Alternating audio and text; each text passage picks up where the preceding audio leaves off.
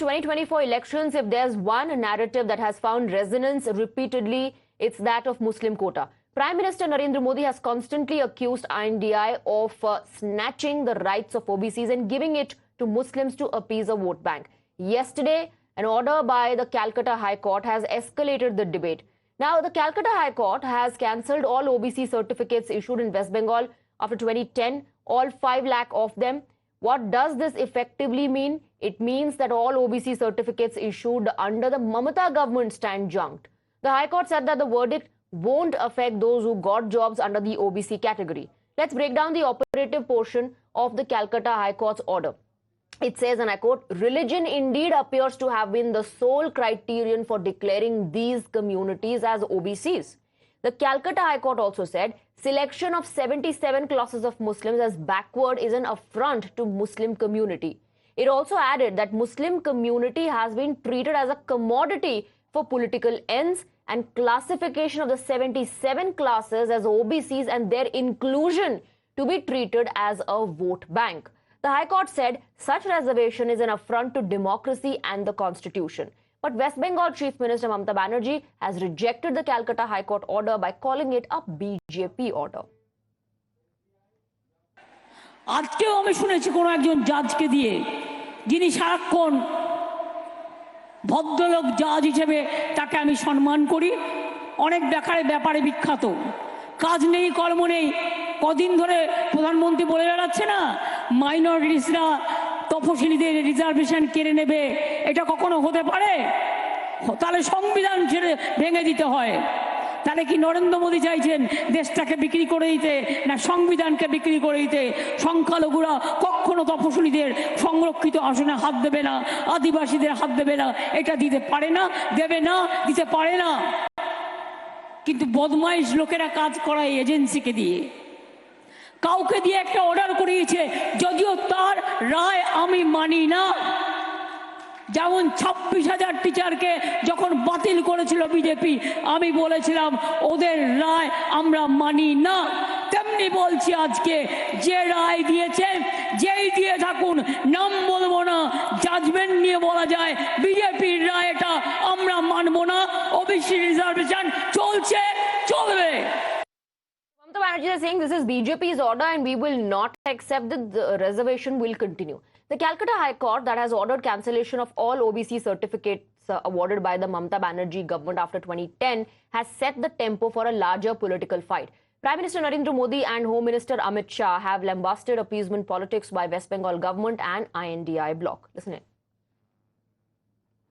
जो अपने आप को बहुत बड़े दलितों के मसीहा बना करके घूमते रहते हैं, आदिवासियों के मसीहा बता करके घूमते रहते हैं, पिछड़ों के मसीहा बना करके घूमते रहते हैं, आज ही कोलकाता हाई कोर्ट ने इस इंडी अलायंस को एक बहुत बड़ा तमाचा मारा है। कोर्ट ने 2010 के बाद से जारी सारे ओबीसी सर्टिफिकेट कैंसिल कर दिया है। क्यों? ये इसलिए किया गया क्योंकि पश्चिम बंगाल की सरकार ने मुसलमानों का वोट बैंक के लिए अनाप शनाप मुसलमानों को ओबीसी बनाने के सर्टिफिकेट दे दिए थे। ये वोट बैंक की राजनीति, ये तुष्टीकरण की राजनीति, ये तुष्टीकरण की सनक हर पार कर रही है। आज कोर्ट ने तमाचा मारा है। ममता बनर्जी पिछड़े वर्ग के रिजर्वेशन के ऊपर अपने वोट बैंक के लिए डाका डालकर वो रिजर्वेशन मुस्लिम जातियों को देना चाहती है। मैं हाईकोर्ट के फैसले का स्वागत करता हूं। ममता जी ने कहा हम हाईकोर्ट के फैसले को नहीं मानते।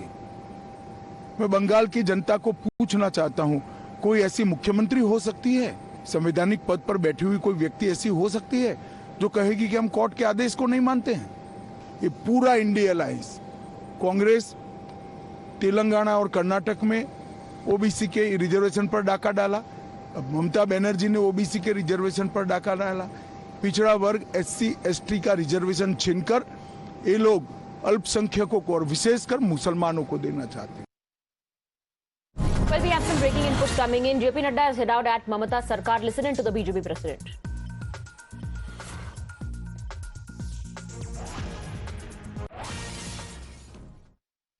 हम सब जानते हैं कि आज कलकत्ता हाई कोर्ट ने जो मुस्लिम को ओबीसी का आरक्षण यानी ओबीसी कोटा सब कैटेगरी में जो आरक्षण दिया जा रहा था उसको कलकत्ता हाई कोर्ट ने निरस्त कर दिया है। साथ ही साथ जो ओबीसी सर्टिफिकेट वेस्ट बंगाल में मुस्लिम्स को दिया जा रहा था 2010 से लेकर के 2024 तक उसको भी हाई कोर्ट ने निरस्त कर दिया है। ये दोनों ही जजमेंट्स, ये दोनों ही जो फैसले आए हैं ये बताता है कि किस तरीके से ममता सरकार गैर संवैधानिक तरीके से, अनकॉन्स्टिट्यूशनल तरीके से तुष्टीकरण की नीति को आगे बढ़ा रही थी और एक तरीके से कहा जाए तो मुस्लिम लीग के एजेंडा को आगे बढ़ा रही थी।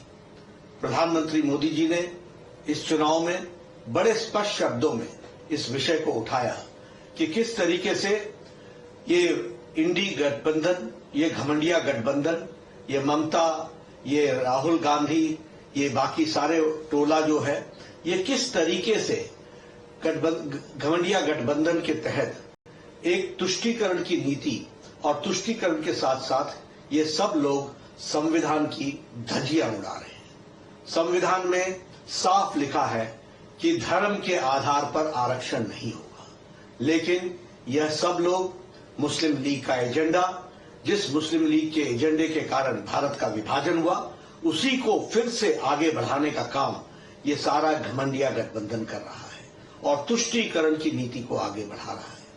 हाई कोर्ट के फैसला आने के बाद तुरंत ही ममता जी ने कहा कि मैं ना मानूंगी। ये क्या संविधान से ऊपर है?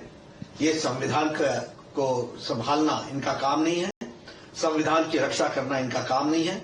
ममता जी ने संविधान की रक्षा की शपथ लेकर के वो मुख्यमंत्री बनी है और संविधान के से ऊपर कोई भी नहीं है।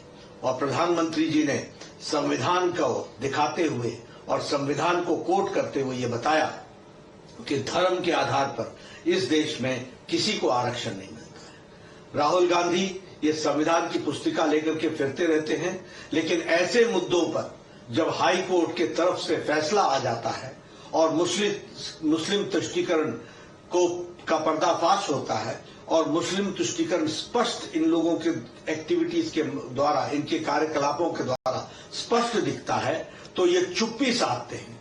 ऐसे लोगों को इस चुनाव में भारत की जनता और पश्चिम बंगाल में ममता को पश्चिम बंगाल की जनता सबक सिखाएगी, ये मैं कहता हूं।